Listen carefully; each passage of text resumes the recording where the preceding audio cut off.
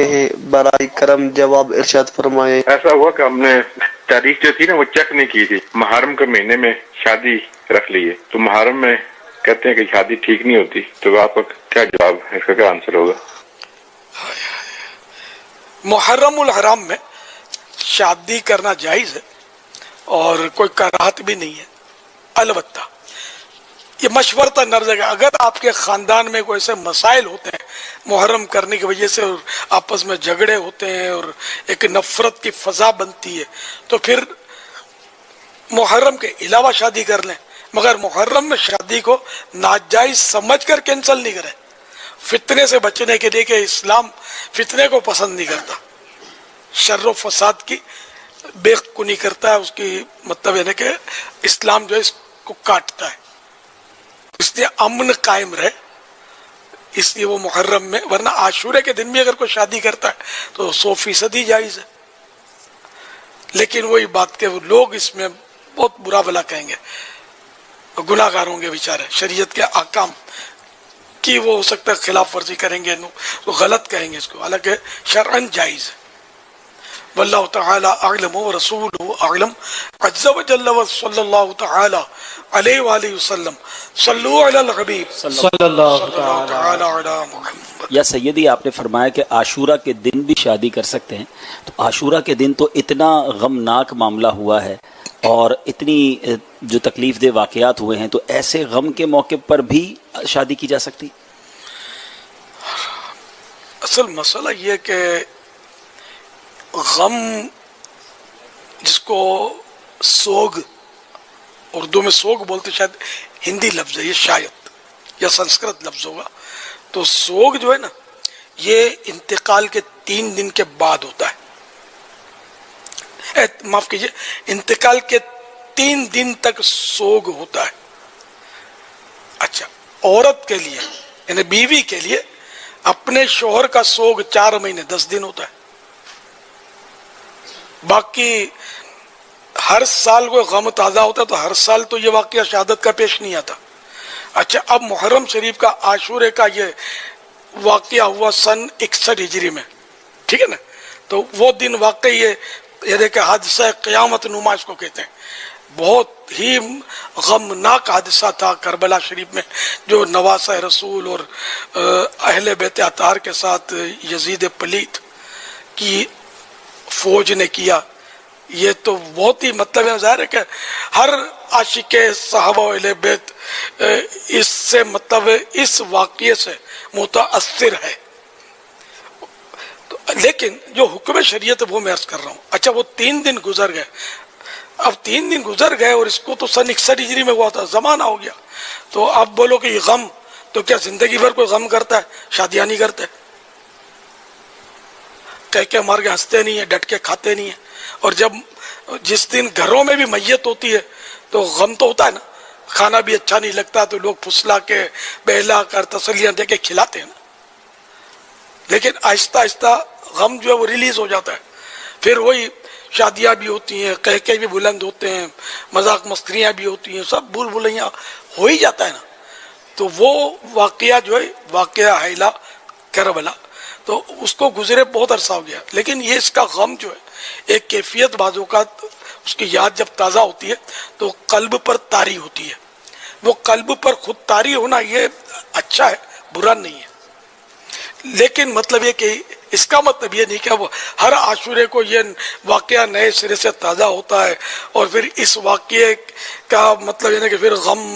بھی منایا جائے، پھر وہ ہر سال وہ 30 بھی تو 10واں بھی تو 40واں بھی، یہ مطلب ایصال ثواب کی صورتیں ضرور ہے، لیکن ہر سال نئے سرے سے اس کا غم تازہ کرنا یہ اعلیٰ حضرت نے منع فرمایا، غم تازہ کرنے کو، خود بخود غم ہو، یہ تو اہل بیت اطہار کی محبت ہونی چاہیے کہ اگر دل میں اس واقعے کا غم نہیں ہے تو پھر اس پر غم کیا جائے کہ غم کیوں نہیں ہے،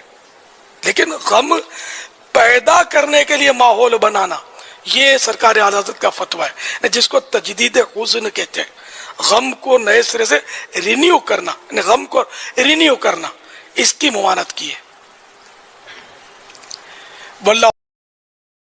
لو، میں آپ کو گارنٹی دے رہا ہوں، مولا آقا صلی اللہ علیہ وآلہ وسلم کے فرمان سے میں گارنٹی دے رہا ہوں، آج گارنٹی دے رہا ہوں، لکھ لو،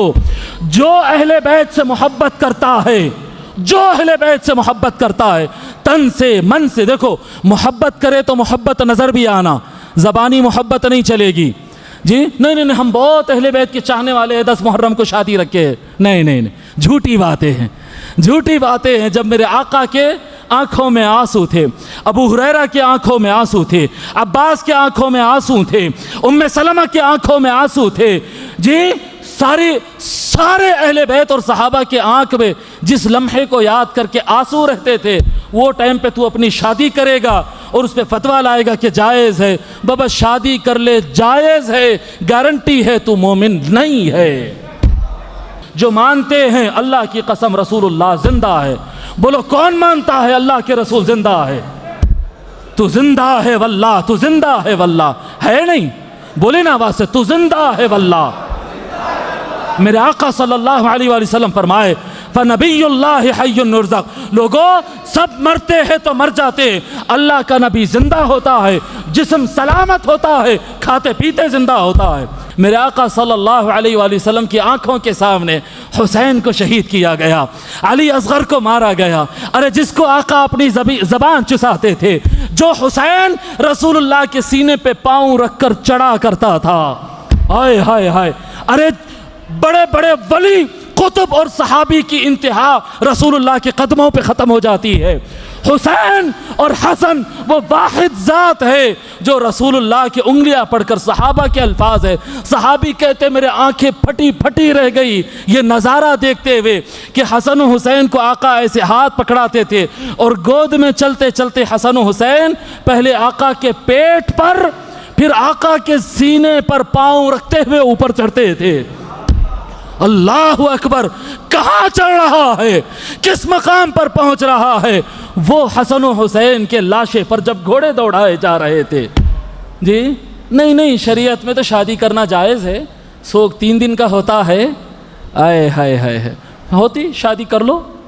ہو جاتی صاحب شادی، فنکشن بھی کر لو، پٹاخے بھی پھوڑ لو، برتھڈے کا کیک بھی کاٹ لو نا، کیا گیا ہے؟ مگر میرے آقا صلی اللہ علیہ وآلہ وسلم قرآن کریم کے ذریعے اللہ کے آرڈر سے یہ فرمایا ہے کہ اہل بیت سے مودت واجب ہے، واجب ہے۔ اگر مجھے کسی سے محبت ہے، اس کے گھر میں انتقال ہو گیا، میرے جگری دوست کا انتقال ہو گیا، میں برتھڈے کا کیک کاٹوں گا، جم رہی ہے بات جی؟ میرے بالکل یار، میں جس کے لیے جان قربان کرتا ہوں، اتنی محبت کرتا ہوں، آج کے دن وہ مر گیا، میں آج کے دن شادی کا باجا بجاؤں گا، شہنائیاں ہمارے گھر میں بجیں گی، مہندیاں لگائی جائیں گی، گھر پہ لائٹنگ ہوں گی، کھانا پکا کے کھلاؤں گا، جم رہی ہے یہ بات؟ لوگوں نہیں، میں بتایا آپ کو، کلیئر بتا رہا ہوں کہ مومن، پوری ذمہ داری سے کہہ رہا ہوں، بعد میں مجھے پتا ہے جب میں ایسے تقریریں کرتا ہوں تو باہر نکل کے لوگ فتوے لگاتے، الزام لگاتے، گالی دیتے ہیں، لکھ کے دیتے ہیں، گمراہ ہو گیا، رافضی ہو گیا۔ بابا میرے کو کسی کے فتوے سے ڈر نہیں ہے، مجھے بس ایک چیز کا خیال ہے، میں بتا رہا ہوں، مجھے بس ایک چیز کا خیال ہے، میں مروں، قبر میں جاؤں، میرے آقا رسول اللہ سامنے آئے، میں کہوں یا رسول اللہ میں وفادار تھا، بس اللہ کی قسم مجھے اس سے زیادہ کچھ نہیں چاہیے۔